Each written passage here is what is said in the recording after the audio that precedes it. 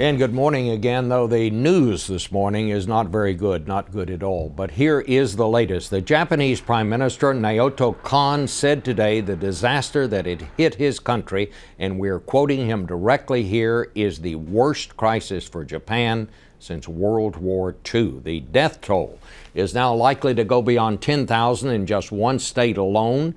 It turns out the quake damaged 2 nuclear reactors at a power plant on the coast, maybe 3.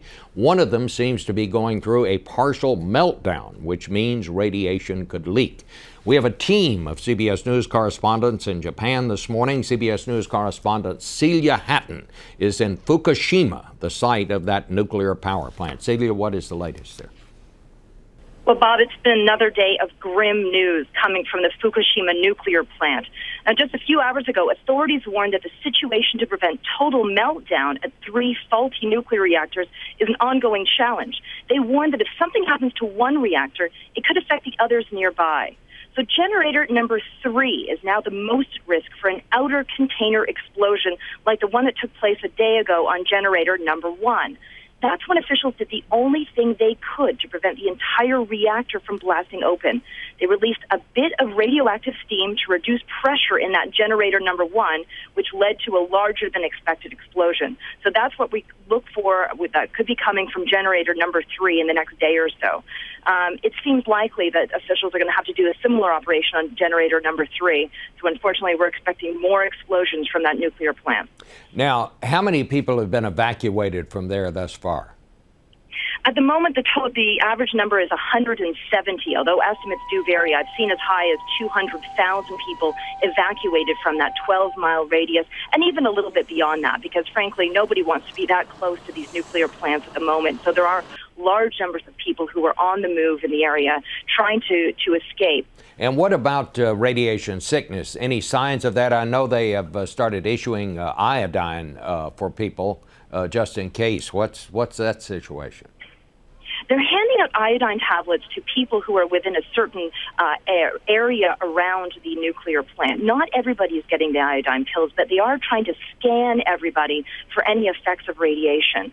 So far, again, there are varying numbers as to how many people are affected by radiation. But actually, at this point, Bob, it's very difficult to know whether their health has been affected in the long term. We simply don't know enough about the situation at the moment. How are the people taking it there, Celia? You know, it's been really interesting watching the reactions over the past 2 days. Definitely anxiety and concern is mounting on this day 2 that I've been able to watch the people here. You know, it's fascinating. The televisions are on in every room any place that has electricity. People are just gathered around watching these televisions 24 hours a day, trying to find any news they can about the nuclear reactor. And of course, here that means the difference as to whether they can go back to their family home or not. It really is quite serious. But at the same time, when there's a strong aftershock, nobody here seems to blink except for me, because I'm not as used to earthquakes here as the people who've grown up here their whole lives. So it really is. It's been a very sad and frustrating situation for many of the people here. Well, Celia, thank you so much. Obviously, you're going to stay on the job there. We really appreciate it. Thank you, Bob.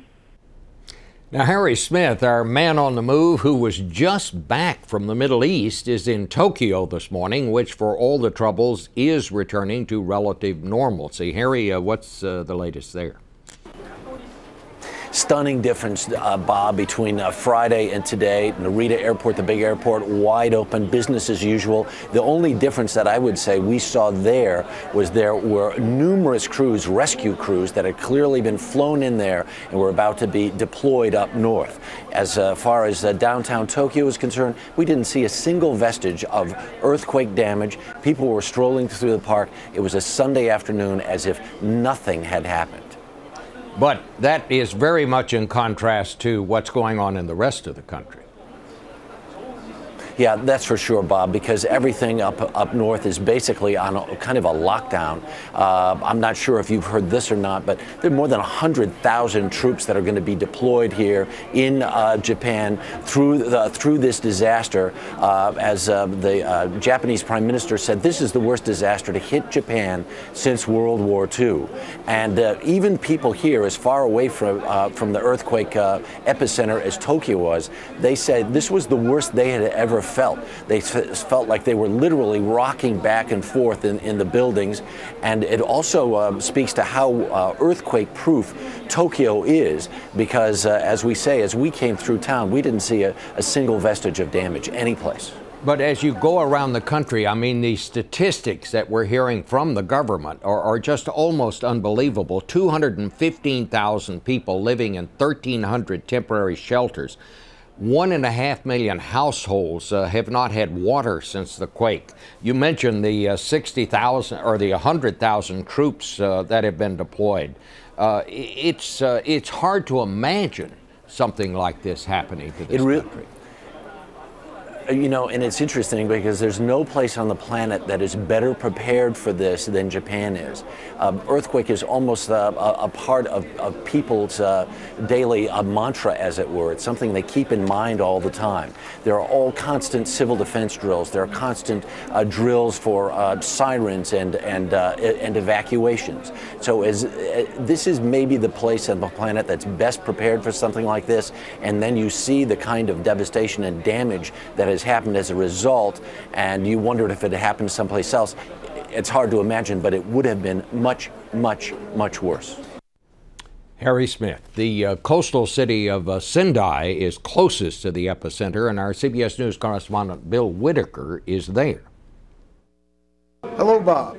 I'm in the offices of TBC Television here in Sendai City, one of the few places in the city to have power.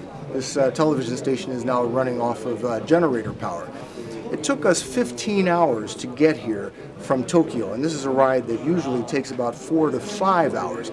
But most of the roads coming into Sendai have either been damaged or closed down by authorities. This is one of the hardest hit cities in all of Japan.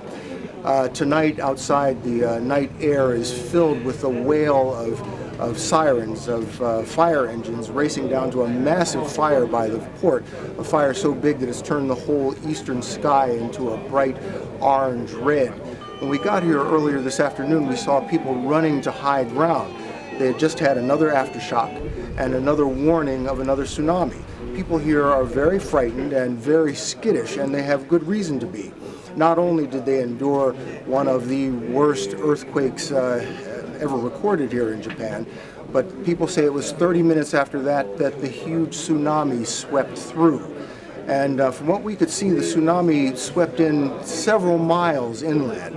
It's kind of hard to explain the power of that surging water, but we saw tanker trucks and 18-wheelers and cars and even planes flipped upside down, thrown around as if they were pieces of paper. And tonight here, the city is without power, without telephone, without water. It seems it'll be some time before Sendai can get back on its feet. Bob? Bill Whitaker. Thank you, Bill. CBS News correspondent Lucy Kraft has been covering this thing since it first hit. Lucy, how are the Japanese people taking all of this? Well, the question on everybody's lips is, we're the most technologically advanced country in the world, one of them. We're one of the richest countries in the world. We know about disaster prevention. We have a state-of-the-art system. How on earth did this happen? And a lot of criticism is being leveled at the government for coming at this flat-footed. But it has to be said that the one phrase that's on the lips of all the government spokespeople and a lot of the university professors who study disasters is sotegai, a phrase that means this was beyond our expectations. This was not in the textbooks. We had a nuclear power plant that had backup system upon backup system upon backup system, and yet it was helpless against these huge tsunami. Some interesting facts, for example, the Kobe earthquake, which was a magnitude 7, this lasted for, the tremors lasted for a matter of a few seconds. This earthquake that we just had the other day lasted for 5 minutes. Again, beyond the experience of anyone in Japan. A tsunami, the textbooks say that a tsunami comes an hour after a major earthquake. In this case, people had 9 minutes warning before the first giant tsunami started striking the shore. So this was well beyond anybody's planning design.